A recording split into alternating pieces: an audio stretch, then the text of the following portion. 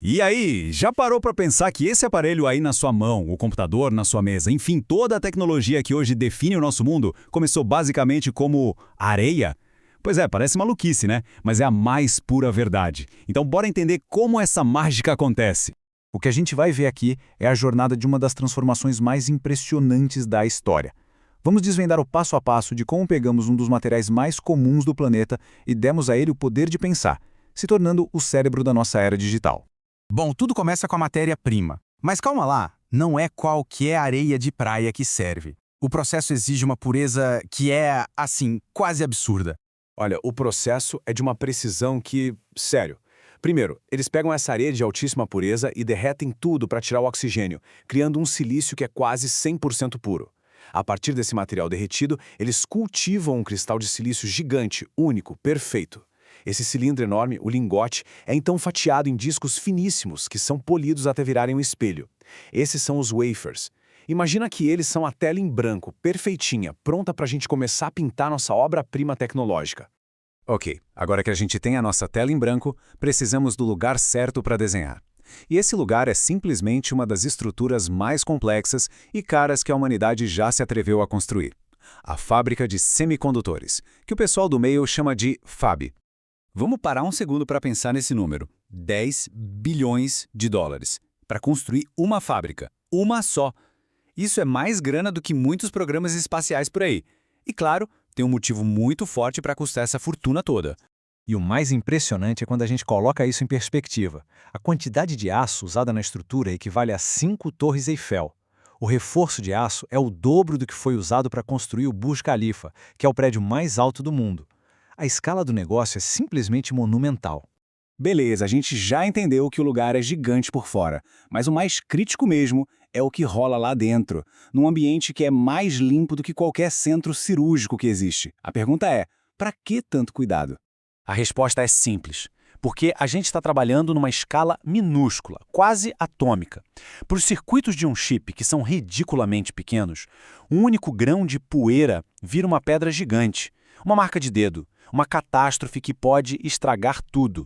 É por isso que o pessoal lá dentro usa aqueles trajes especiais, os bunny suits, para garantir que nenhum fio de cabelo ou uma partícula de pele contamine o ambiente.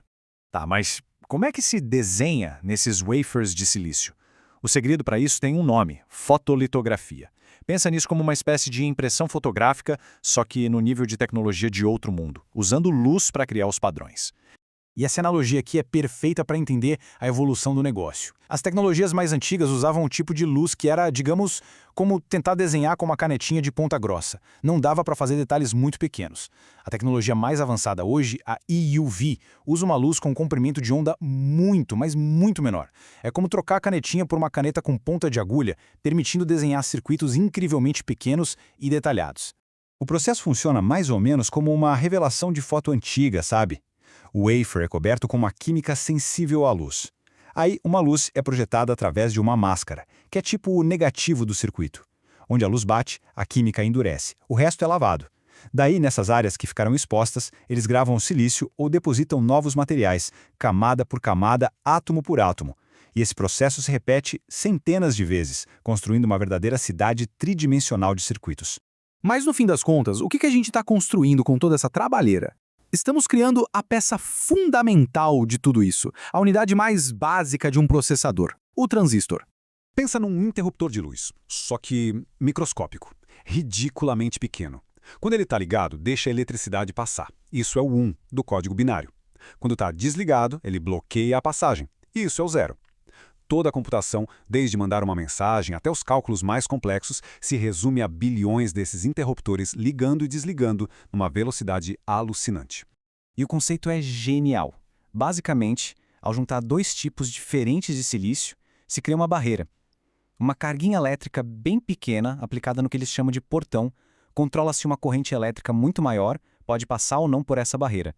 Ou seja, um sinal elétrico minúsculo controlando um sinal muito maior. Essa é a base de todo o processamento eletrônico. E é aqui que a cabeça da gente explode de vez, a densidade. Num único chip, menor que a sua unha, dá para espremer bilhões desses interruptores. Essa escala, que é quase impossível de imaginar, é a fonte de todo o poder de computação que a gente tem hoje. Depois que centenas de camadas são impressas, o wafer, agora todo coberto com centenas de chips que deveriam ser idênticos, está quase pronto. Mas a história não acaba aí, porque mesmo sendo feitos todos juntos, nem todos os chips são criados iguais. Aquele disco gigante, o wafer, agora é fatiado com uma precisão absurda em centenas de quadradinhos. Cada um desses quadradinhos, chamado de die, é um processador em potencial. E agora é a hora da verdade, a fase de testes.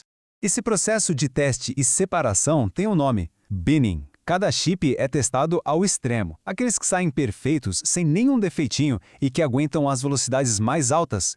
Esses viram os modelos top de linha, tipo um Core i9. Já aqueles que têm alguma falhinha, mas ainda funcionam, simplesmente desativam a parte defeituosa e vendem como um modelo mais em conta, como um Core i5 ou i3.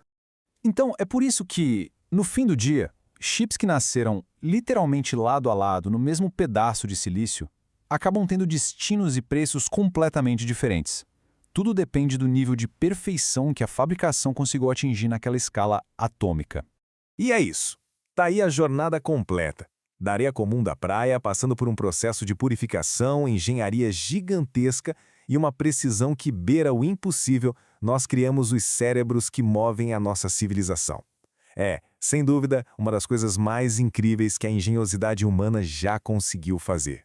A cada ano que passa, os engenheiros dão um jeito de diminuir ainda mais esses transistores. Mas a gente está chegando cada vez mais perto dos limites da física.